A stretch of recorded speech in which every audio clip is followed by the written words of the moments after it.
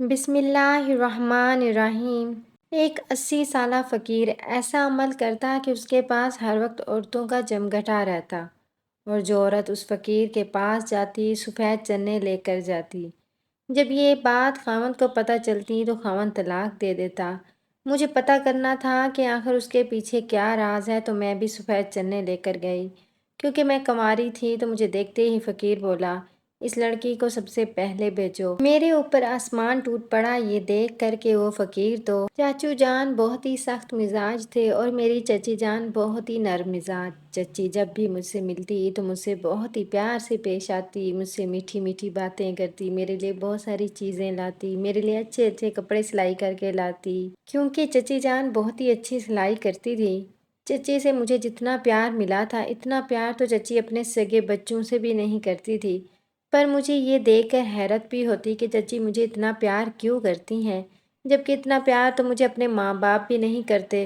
اور میں ہمیشہ جب چھوٹی ہوتی تو یہی سوچتی تھی کہ کاش میں چچی کی بیٹی ہوتی، کیونکہ میری ماں مجھے بہت ہی ڈانٹا کرتی، کبھی میرے ساتھ پیار سے پیش نہیں آتی۔ ایک دن مجھے شدید بھوک لگی تھی، تبھی میں نے اپنی ماں سے کھانا مانگا تو اماں اپنے میک اپ کرنے میں بہت زیادہ مصروف تھی۔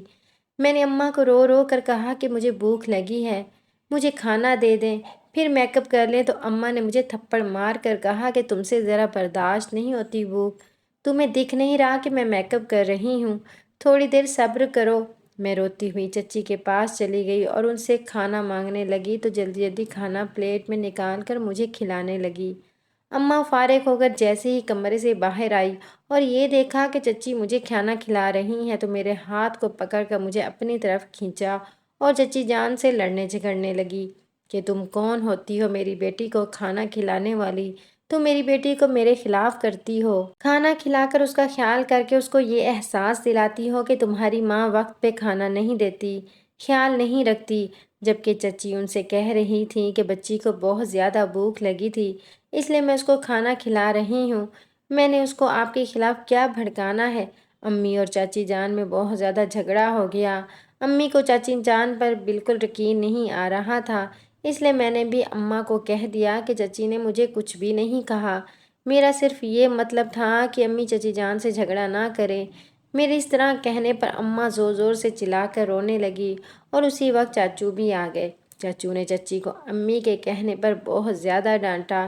چچی بیچاری روتی ہوئی رہ گئی اور کچھ بھی نہیں کہہ پائی، کیونکہ چاچو بہت سخت مزاج تھے اور چچی کا کہنا بالکل نہیں مانتے تھے۔ اماں نے چچی سے کہہ دیا کہ میں تمہیں اس گھر سے نکلوا کر رہوں گی، تو میری بیٹی کو میرے خلاف کر رہی ہو۔ اگلی صبح کو اماں مجھے ساتھ لے کر ایک فقیر بابا کے پاس چلی گئی۔ فقیر بابا کے پاس کافی ساری عورتیں بیٹھی تھیں جن کے ہاتھ میں سفید چنے تھے، اور امی کو بھی اس فقیر بابا نے سفید چنے دم کر کے دیے اور کہا کہ یہ سفید چنے کھانے کے بعد دینا، انشاءاللہ تمہارا دیور تمہاری دیورانی کو طلاق دے دے گا۔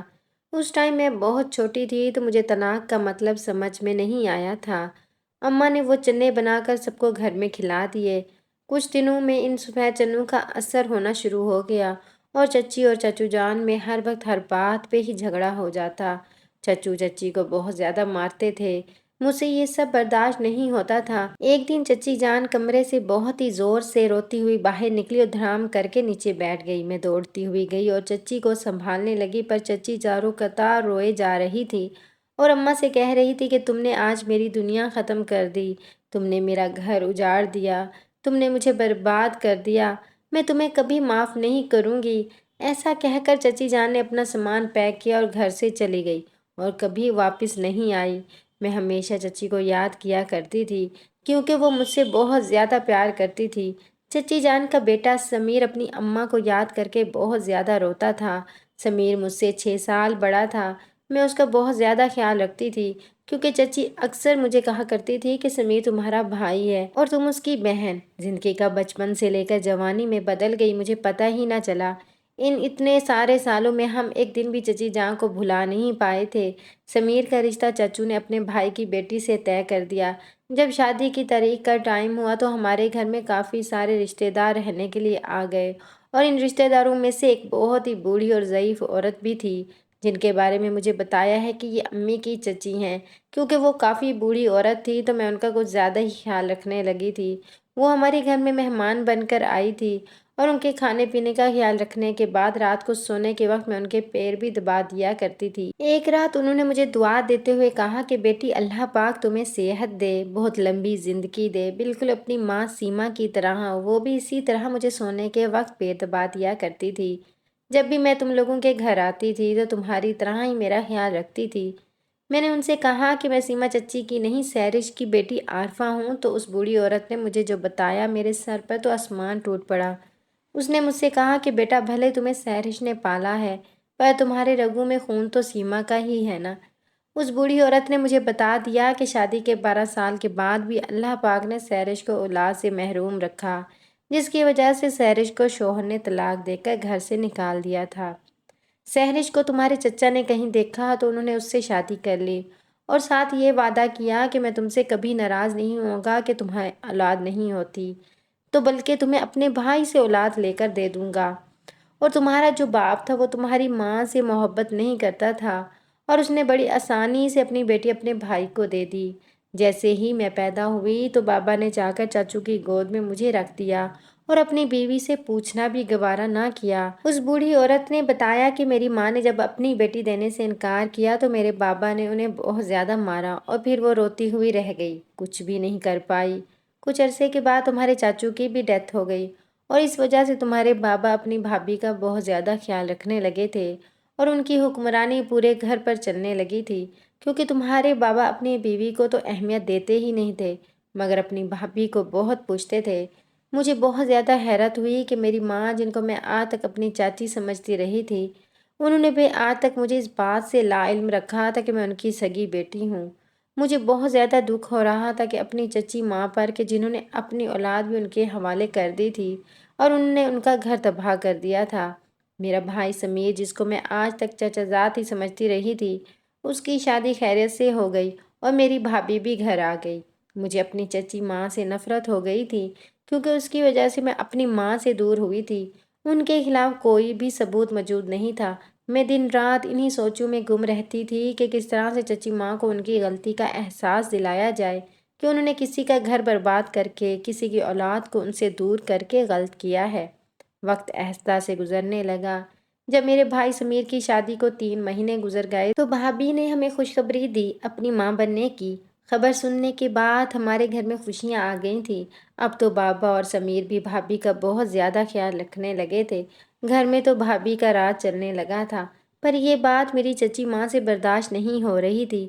میں نے محسوس کر لیا تھا کہ چچی ماں اب ہر وقت بھابھی پر غصہ کرنے لگی تھی۔ بھابھی کا گھر میں بہت زیادہ خیال رکھا جاتا تھا، انہی کی پسند کا کھانا بنایا جاتا تھا اور بابا نے بھی پورے گھر کی چابیاں بھابھی کے حوالے کر دی تھیں کیونکہ بھابھی گھر میں سب کا بہت اچھے سے خیال رکھتی تھی۔ وہ بابا کی خدمت بھی دل و جان سے کرتی تھی اور بھائی کے دل میں بھی اس نے جگہ بنا لی تھی، اس لیے چچی ماں سے یہ ساری باتیں برداشت نہیں ہو رہی تھی۔ ایک بار چچی ماں نے بھابھی سے کہا کہ میں ہی کھانا بناتی ہوں، تم آرام کر لو۔ مجھے یہ بات سن کر کافی زیادہ حیرت ہوئی کیونکہ چچی ماں نے مجھے ماں بن کر پالا تھا، میں ان سے اچھی طرح سے واقف تھی۔ وہ پانی کا گلاس تک خود نہیں پیتی تھی تو وہ کھانا کیسے بنا سکتی تھی؟ میں سمجھ گئی تھی کہ ضرور کچھ نہ کچھ گڑبڑ ہے۔ میں جیسے ہی باورچی خانے میں گئی تو دیکھا چچی ماں سفید چنے بنانے جا رہی تھی۔ مجھے سالوں پرانی وہی بات یاد آ گئی جب چچی ماں نے امی کو گھر سے نکالنے کے لیے فقیر بابا سے سفید چنے دم کروائے تھے۔ جیسے ہی چچی ماں باورچی خانے سے باہر گئی تو میں نے وہ چنے بدل کر دوسرے چنے کوکر میں ڈال دیے اور چچی ماں نے وہ چنے بنا کر سب کو کھلائے۔ کچھ دن گزر جانے کے بعد چچی ماں کافی پریشان ہونے لگی۔ مجھے معلوم تھا کہ وہ کس بات سے پریشان ہے۔ جب وہ برقع پہن کر باہر جانے لگی میں سمجھ گئی کہ ضرور یہ کہیں کسی مقصد کے لیے جا رہی ہیں۔ میں نے ان کا پیچھا کرنا شروع کر دیا۔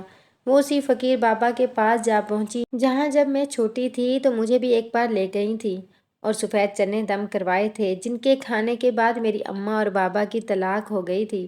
وہاں پر بہت ساری عورتوں کا مجموعہ موجود تھا تو میں بھی انہی کے ساتھ جا کر بیٹھ گئی۔ چچی ماں فقیر بابا کے پاس جا کر بیٹھی تو فقیر بابا نے چچی ماں سے پہلے مجھے اشارہ کر کے بلایا کہ اس لڑکی کو میرے پاس بھیجو، کیونکہ میں پہلی دفعہ ان کے پاس گئی تھی۔ میں نے اپنا چہرہ چادر کے ساتھ چھپایا ہوا تھا۔ मैं अपनी जगह से उठकर उनके पास जाकर बैठ गई तो चची माँ फ़कीर बाबा से कहने लगी कि पहले मुझे फारिग करो, फिर इस लड़की से बात करना। आपके चनों में तो कोई असर ही नहीं था, मुझे दूसरे चने दम करवाने हैं। फ़कीर बाबा ने जब चची माँ से कहा कि जिनकी तलाक करवानी है मुझे उनके नाम बताएं। चची माँ ने जब नाम लिए समीर और मलाइका तो मेरे पैरों तले से ज़मीन निकल गई कि मेरी चची माँ इतना गिर सकती हैं। मुझे मालूम नहीं था। मैंने अपने चेहरे से उसी वक्त नकाब उतारा तो मेरी चची माँ मुझे देखकर हैरान रह गई कि मैं यहाँ पर कैसे। फ़कीर बाबा ने मुझसे सवाल किया कि बेटा तुम्हें किसकी तलाक करवानी है, अपना मसला पेश करो। मैंने फ़कीर बाबा से कहा कि मुझे किसी की तलाक नहीं करवानी, मुझे उस मासूम बच्चे के माँ बाप की तलाक होने से रोकनी है जो अभी इस दुनिया में आया ही नहीं है। मुझे उसकी ज़िंदगी अपनी ज़िंदगी और अपने भाई की ज़िंदगी की तरह बर्बाद होने से रोकनी है। तो फ़कीर बाबा मुझसे कहने लगे कि लड़की क्या मतलब है तुम्हारा। मैंने फ़कीर बाबा से कहा कि मैं वो बच्ची हूँ जिनके माँ बाप की अपने सालों पहले तलाक करवाई थी और आपकी वजह से कितने लोगों का घर बर्बाद हो गया है। मेरे मुंह से ये बात सुनने के बाद चची माँ परेशान होने लगी कि मुझे ये खबर किसने सुनाई है। मैंने फ़कीर बाबा को कहा कि आपकी वजह से तलाक होने के बाद कितने बच्चे माँ बाप के होते हुए भी यतीम हो जाते हैं। चंद पैसों की खातिर आप कितने लोगों का घर बर्बाद कर देते हैं, बच्चों को यतीम ज़िंदगी गुजारने पर मजबूर कर देते हैं। ये बात तब आपको मालूम होगी जब खुद आपका घर बर्बाद होगा, आपके बच्चे माँ बाप के बगैर रुल जाएंगे। अल्लाह पाक के पास इस चीज़ की बहुत ही बुरी सज़ा है।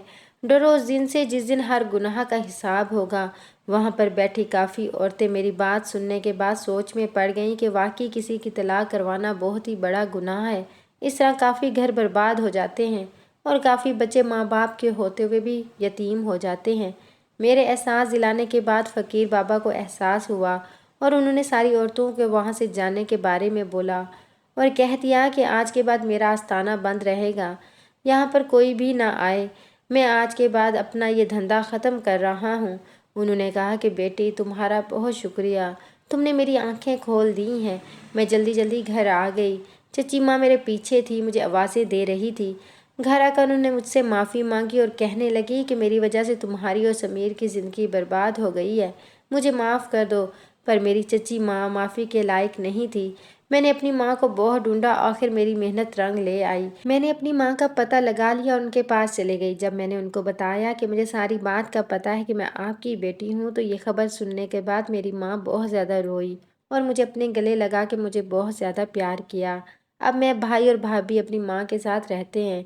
हमने एक अलग घर ले लिया है और बाबा भी हमें मिलने के लिए आ जाते हैं। चच्ची को बाबा ने घर से निकाल दिया है, अब वो पता नहीं कहाँ पर होती हैं।